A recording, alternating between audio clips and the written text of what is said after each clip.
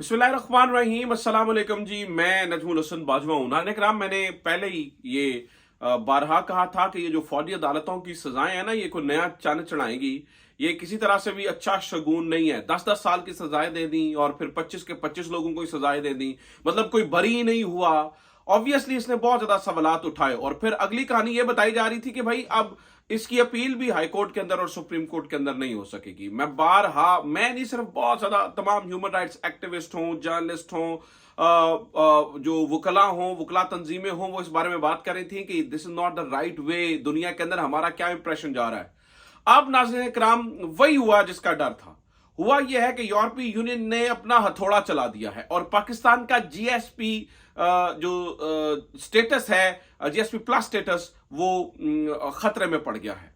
और यूरोपीय यूनियन ने अपनी स्टेटमेंट भी जारी कर दी है।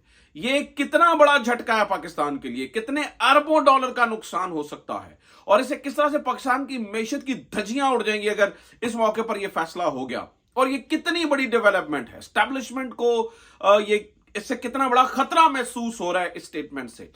और ये नाज़रीन किराम, कैसे ये यूरोपीय यूनियन का ये जो फैसला है, ये जो स्टेटमेंट है, कैसे पूरी सिचुएशन को कैसे टर्न अराउंड कर सकती है, आज की वीडियो में मैंने आपके सामने ये चीजें रखनी है। इसके अलावा कुछ फौजी जो प्रोडक्ट्स की बायकॉट चल रहा है उसमें क्या अपडेट है और वहां पर अब क्या तब्दीली हो रही है, इसके ऊपर भी बात करेंगे। जो खास तौर पर जो मलिक इदरीस जो शहीद है पाकिस्तान तहरीक इंसाफ का, उसके बारे में कुछ बात करेंगे। अनीस सत्ती के भाई के बारे में कुछ बात करेंगे और भी कुछ खबरें हैं जो मैं आपके साथ शेयर करेंगे। लेकिन सबसे पहले नाज़रीन किराम, ये जो जीएसपी स्टेटस है, इसके ऊपर बात करेंगे। आगे बढ़ने से पहले मेरी दरखास्त आपसे ये है कि इसको जितना ज्यादा शेयर कर सकते हैं करें। ऑब्वियसली इस वक्त बहुत ज्यादा जगहों पर पाबंदियां लगाई गई हैं, रोक टोक जारी है, टीमें बिठाई गई हैं, वीडियोस को नहीं आगे बढ़ने दिया जा रहा। तो इस पे आप हमारे साथ जुड़ सकते हैं। वो जो टीमें बैठी हैं, जो इमरान खान की बात जहां पर की जाए वहां पर जो है ना, वो पूरा एक फायरवॉल से ही सिस्टम उड़ा दिया जाता है। तो भाई आप इसमें हमारा साथ दे सकते हैं, जितना शेयर कर सकते हैं उसे कीजिए। अच्छा सुनिए जनाब, कुछ देर पहले यूरोपीय यूनियन ने अपनी एक स्टेटमेंट दी है।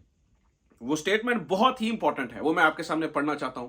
फिर आपको अंदाजा होगा कि ये जो जीएसपी स्टेटस है ना, इसका चले जाना, अगर ये खुदा ना खास्ता चला गया तो पाकिस्तान को कितना बड़ा धचका लगेगा। सुनिए जरा स्टेटमेंट क्या है। Pakistan statement by the spokesperson on the sentencing of 25 civilians by military court, जो 25 लोगों को ये जो सजा सुनाई गई है फौजी अदालतों से, इस पे यूरोपीय यूनियन क्या कह रहा है। द यूरोपीय union notes with the concern the sentencing of 25 civilians by a military court on 21st December। वो कहते हैं जी हमें बहुत ज्यादा कंसर्न है। फिर वो आगे कहते हैं these verdicts are seen as inconsistent with the obligation that Pakistan has undertaken under the International Convention on Civil and Political Rights ICCPR। In the line with Article 14 of ICCPR, every person is entitled to free and fair public trial in a court that is independent, impartial and competent। तो उन्होंने कहा कि जनाब पाकिस्तान ने कुछ चीजों के ऊपर दस्तखत किए हुए हैं, कुछ इंटरनेशनल मुआहदों के ऊपर दस्तखत किए हुए हैं। उसके मुताबिक हर एक शहरी का यह हक बनता है कि उसे फेयर ट्रायल मिले, उसे इंडिपेंडेंट ट्रायल मिले और ऐसी अदालत से मिले जो कि कॉम्पिटेंट अदालत हो। फिर आगे चल के वो क्या कहते हैं, ये सुनिए जरा, बहुत ही इंपॉर्टेंट नाज़रीन किराम। ये जो स्टेटमेंट है यूरोपीय यूनियन की, वो मैं आपके सामने रख रहा हूं। अच्छा, वो कहते हैं कि जनाब, इसके बाद वो कहते हैं कि and has a right to adequate and effective legal representation. It is also stipulates that any judgment rendered in a criminal case shall be made public.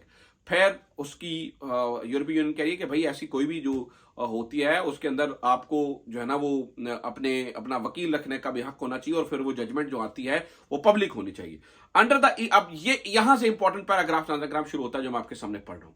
Under the European union's generalised scheme of preferences plus GSP plus beneficiary countries, including Pakistan, have voluntarily agreed to implement effectively 27 international core conventions, including the ICCPR, in order to continue benefiting from GSP plus status। इसके ऊपर वो कहते हैं कि जनाब ये जो GSP status आपको हमने दिया हुआ है, ये जीएसपी स्टेटस आपने 27 कन्वेंशंस के ऊपर आपने दस्तखत किए हुए हैं, इंक्लूडिंग दिस ICCRP, जिसके अंदर आपने जो है ना वो यानी फेयर ट्रायल की बात होती है, पॉलिटिकल राइट्स की बात होती है, तो उसके ऊपर आपने ये दस्तखत किए हुए हैं, इसलिए आपको जीएसपी स्टेटस मिलता है। अब आप ये कह रहे होंगे, ये बार बार जिस चीज का नाम लिया जा रहा है जीएसपी स्टेटस, जिसके ऊपर यूरोपीय यूनियन हथौड़ा चला रहा है और कह रहा है कि भाई हमने आपको ये जीएसपी स्टेटस दिया हुआ है, ये जीएसपी स्टेटस दिया हुआ है, ये जीएसपी स्टेटस क्या बुला है, और यूरोपीय यूनियन क्यों ये कह रहा है कि जनाब हम आपका फिर ये जीएसपी स्टेटस खतरे में पड़ सकता है। तो यूरोप ये क्या क्या कहानी क्या है, जीएसपी स्टेटस क्या कहानी है। तो जनाब जीएसपी स्टेटस क्या है, जीएसपी स्टेटस असल में ड्यूटी फ्री या आप समझ लीजिए बहुत ही कम टैक्सेस देके हमें यूरोपियन मार्केट्स तक रिसाई है अपनी एक्सपोर्ट्स बेचने के लिए। यानी मैं इसको अगर ऑफिशियली पढ़ूं तो वो क्या लिखा है, Pakistan has been beneficiary of the European Union's generalized scheme of preferences plus status since January 2014. The arrangements grant Pakistani exports duty-free access to the EU markets on approximately 66% of tariff lines, significantly enhancing the country's trade prospects with EU member states.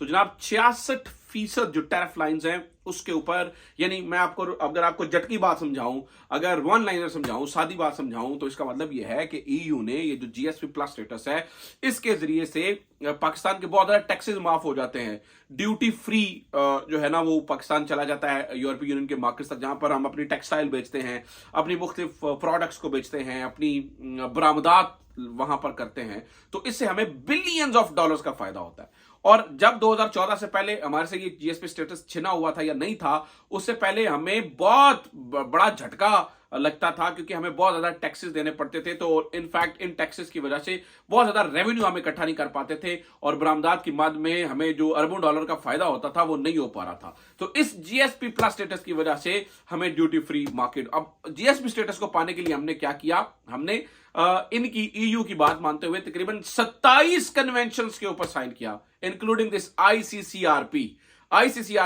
के ऊपर भी हमने signatures किए, और 27 conventions के ऊपर signatures किए ताकि हमें यह स्टेटस मिल सके। अब अगले ये कहते हैं कि भाई आपने इन तमाम चीजों के ऊपर दस्तखत कर किए हुए हैं, इंटरनेशनली तमाम मुआहिदात के ऊपर आप दस्तखत करके बैठे हुए हैं, और आपको ये सारी फैसिलिटीज मिल रही हैं, तो आप उन बेसिक ह्यूमन राइट्स की चीजों से कैसे डिविएट कर सकते हैं।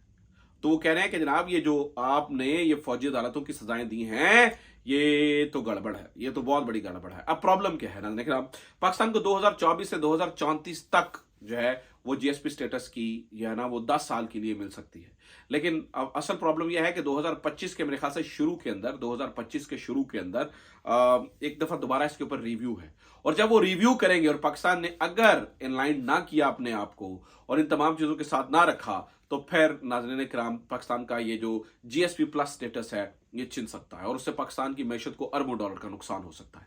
अब आप ये सोचिए कि हम पाकिस्तान को अरबों डॉलर का नुकसान करवाने के लिए तैयार हैं, हम रियासत को अरबों डॉलर का नुकसान करवाने के लिए तैयार हैं, लेकिन हमने पीटीआई को तुनना है, हमने पीटीआई को जरूर तुनना है, पीटीआई को तुनना चाहे उसकी वजह से हमें कितना ही बड़ा नुकसान क्यों ना हो जाए। ईयू हमारा जीएसपी प्लस स्टेटस खत्म करता है, हमें कोई परवाह नहीं है, हमने पीटीआई को तुनना है, हमें हमारी मैशत का भट्टा बैठ जाता है, फिर क्या हुआ, हमने पीटीआई को तुनना है। यहां पर सरमायाकार ऑलरेडी नहीं आ रहे हैं, सरमायाकारी करने के लिए कोई तैयार नहीं है, फिर क्या हुआ, हमने पीटीआई को तुनना है। यहां पर लोग कहते हैं कि भाई तुम्हारे यहां पॉलिटिकल स्टेबिलिटी नहीं है, पॉलिटिकल डायलॉग्स करो, वही पॉलिटिकल स्टेबिलिटी आए ना आए कोई भी नहीं फर्क पड़ता, लेकिन हमने पीटीआई को तुनना है, किसी भी सूरत पीटीआई को तुनना है। यहां पर जो है वो लोग आने से डरते हैं, यहां पर ट्रैवल जो डायरेक्टरीज हैं वो तब्दील हो रही हैं। किसी जमाने में एकदम से ऊपर जा रहा था, पाकिस्तान की गिलगित बल्तिस्तान, पाकिस्तान के मुख्तलिफ इलाकों के लिए जो है वो फीचर हो रही थी मुख्तलिफ मैगजीन्स के अंदर, इन्हें टूरिस्ट डेस्टिनेशन कहा जा रहा था। अब सारी चीज ठप पड़ी है, लेकिन फिर क्या फर्क पड़ता है, हमने पीटीआई को तुनना है।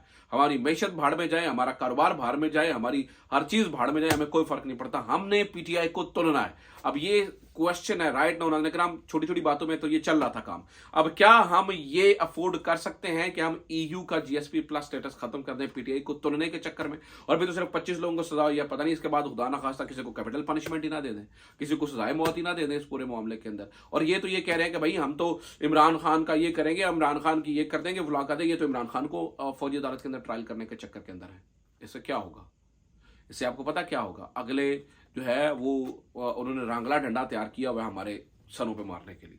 अब वो रांगला डंडा हमारे सरों पे पड़ जाए कोई फर्क नहीं पड़ता, हम फिर कैसे लॉयल हैं अपनी कंट्री के साथ, हम कैसे वफादार हैं अपने मुल्क के साथ। जब हमें इस चीज़ का फ़र्क ही नहीं पड़ेगा नाज़रीन किराम कि हमारी मैशत तबाह होती है या नहीं हो जाए, हमने अपना बस सियासी बदला लेना है, हमने अपनी अनाओं को तस्कीद देनी है, हमने क्या क्या क्या ये करना है। तो ये नाज़रीन किराम इस वक्त की है ताज़ा तरीन सूरत हाल और ये इस वक्त की गड़बड़ है। अच्छा, मैं आपके सामने कुछ और चीज़ें भी रखना चाहता हूँ, सिर्फ मामलात यहाँ तक महदूद नहीं है नाज़रीन किराम।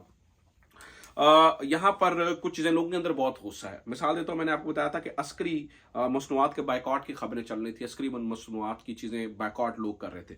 अब उसका नतीजा ये हुआ कि अभी मैं एक पोस्ट दे रहा था जिसमें पता चला था कि 1+1 की बहुत जगह पे ऑफर चल चुकी है, यानी कि नूरपुर जो मिल्क है उसको बाय 1 गेट 1 फ्री ऑफर लग चुकी है। कीमतें गिर रही हैं, चीज़ें हो रही हैं, नुकसान हो रहा है दोनों तरफ से। नाज़रीन किराम ये देखिए, अब प्रॉब्लम तो बढ़ रही है, दोनों तरफ से बढ़ती चली जा रही है। हम कहाँ पे खड़े हैं, हमने यहाँ पर देखना है, हमारी हमारी प्रायोरिटीज क्या है। क्या हमने इसी तरह से नुकसान करवाना है या फिर हमने थोड़ी सा ख्याल रखना है। अब देखिए नाज़रीन किराम, हम क्या नुकसान कर रहे हैं। मलिक इदरीस 478 रोज से वो बंदा रोजा रख रहा था, इमरान खान के हक में बाहर निकला, डी चौक पे गोली लगी, एजेंसियों से छुपता फिर रहा था। उसकी वीडियो मौजूद है जिसमें वो बता रहा है मैं एजेंसियों से छुपता फिर रहा हूं। और अब जनाब उसकी वो वीडियो सामने आई है, जब वो अभी वो बड़ी मुश्किल से पेशावर पहुंचा, वहां पर इलाज हो रहा था और आज उसकी जान चली गई। उसके घर में तो क़यामत सुगरा का मंजर है। अनीस सक्ती 19 साल का नौजवान शहीद हो गया। उनका जो वालिद है उसने रो रो के बताया और वो हर जगह पे बात कर रहे थे। आज उसके बड़े भाई के बारे में रिपोर्ट्स आ रही हैं कि उसको उठा लिया गया है। एक बेटा ऑलरेडी दुनिया से चला गया, एक बेटा उठाया गया। मुझे बताइए कि वो बाप जिंदा रहने जोगा रह गया है। ये हम अपने मुल्क के अंदर कर रहे हैं। ये हमारी जो है ना वो लॉ एंड ऑर्डर की सिचुएशन है और ये हम करना चाहते हैं। दुनिया हमारे पे पाबंदियां लगा रही है। चीन हमें कहता है पॉलिटिकल स्टेबिलिटी लेके आओ, सऊदीया हमें कहता है पॉलिटिकल स्टेबिलिटी लेके आओ, तब हम जो है वो इन्वेस्टमेंट करेंगे, हमारी इन्वेस्टमेंट आनी भी बनती है। उधर से मोदी जो है वो कतर में जा रहे हैं, कुवैत में जा रहे हैं। 43 साल के बाद जनाब उनका इतना शानदार इस्तकबाल हो रहा है, उनकी तस्वीरें सड़कों के ऊपर लग रही हैं, उनको मेडल से नवाजा जा रहा है। हम कहां पर खड़े हैं? हम जनाब आज भी फकीरों की तरह उनसे कशकोल लेकर निकल जाते हैं। क्यों? हमारी मैशत दुरुस्त नहीं है। मैशत दुरुस्त है या नहीं है कोई फर्क नहीं पड़ता, लेकिन हमने पीटीआई को तुनना है। तुन लीजिए जनाब, मजा कीजिए। आप साफियों को तुन्ने, आप सियासी वर्करों को तुन्ने, पीटीआई को तुन्ने, लेकिन खुदा की कसम रियासत पाकिस्तान भी जो है ना वो तुनी जा रही है साथ में। खुदा के लिए इसका ख्याल करें, खुदा के लिए इसका ख्याल करें। बड़ा नुकसान हो गया, अभी भी नुकसान से बचाया जा सकता है। अपना ख्याल रखिए। खुदा हाफिज।